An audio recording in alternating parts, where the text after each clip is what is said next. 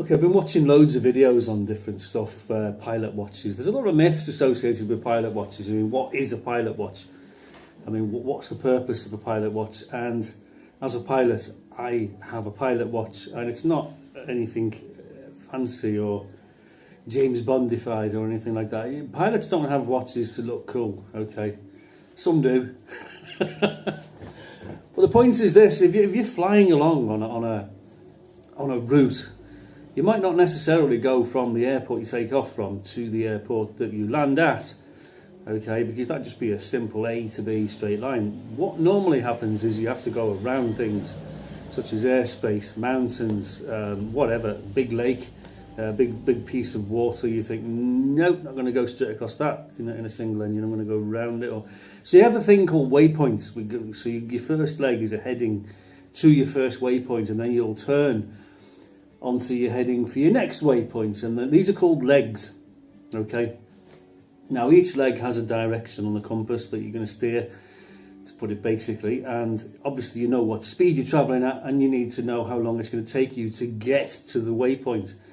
And when you first start flying, you get a stopwatch. I went down to the shop and bought a stopwatch, you know, a digital, and first leg, write it down, 12 minutes, click, and you're away, and you've got it there on your handlebars, and you think, right, okay, and you keep glancing down at it. You know, in 12 minutes time you're on heading, you're on altitude, you should be there in 12 minutes if your calculations are correct, and 12 minutes later you're there. Let's just say you're there, or you're a bit left or a bit right because of a bit of wind drift, and then you think, right, I'm going to turn onto my next heading, which is 090, for example. Turn onto 090, boom, start the stopwatch again.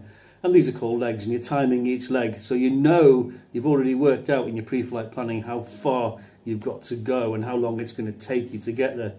Now, the stopwatch is great, okay? A lot of people use stopwatches. The military use stopwatches, and they have it fixed on the dashboard somewhere, or on the handlebars of the plane, or whatever. An appropriate, easy place, and you have it right there.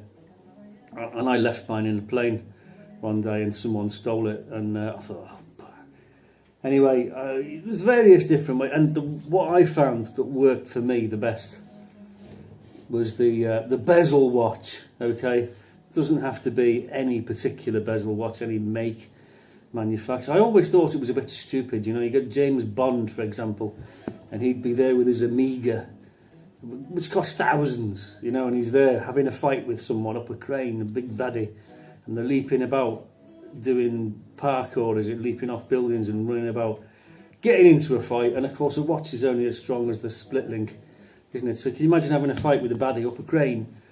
Bing, split link goes, ding, no. So anyway, no, what works for me is a watch with a bezel. It's got black face, because pilot watches, you know, they should be easy to see.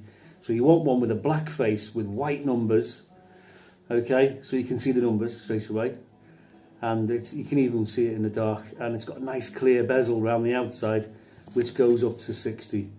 And so you simply set it, don't you? You just wind your bezel to the minute, and boom, and you're off. You don't need to mess about, start again, press stop, start again, oh, it's not started, oh, it's gone to split time, oh, for fuck's sake, what's wrong with this stupid stop? You know, you want something basic that's going to work. And I've been looking for a proper watch. You know, I had a Breitling. I've had all these nonsense watches, right? They've all broken over the years. And I get the general thing is that a watch is a watch. You know, you can spend thousands on it, or you can... I paid €30 for this one. This is a Timex. Timex make really good watches, okay? They work, they tell the time, they're brilliant. And I just fly along, I'll just zip, set it, and that's me, I'm on my next leg. Changing tanks 15 minutes, every 15 minutes I've got to change tanks, and just set it when I change the tanks. It's a no-brainer, really. And we've looked at other Flieger, what are they called, Flieger watches. There's the big Luftwaffe. They're navigators' watches, they're not pilots' watches, okay? Pilots are busy, they're flying, they've got their hands on the controls. They're looking around, they've got all kinds of things going on. Whereas the navigator, he's just sitting and he's twiddling his thumbs, isn't he? Looking at the map, he's got nothing to do. You know, he's drawn his line already in the classroom before he got in the plane.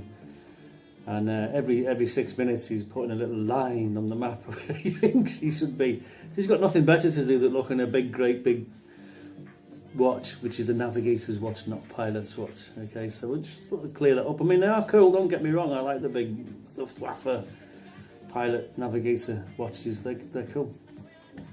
But you can't beat a watch with a nice clear face and a bezel. Okay, it doesn't have to be a Timex. That's just maybe a mean, because I won't spend £1,000 anymore on a watch. You know, I just don't. If I've spent a few £100 on a watch, I think that's a lot.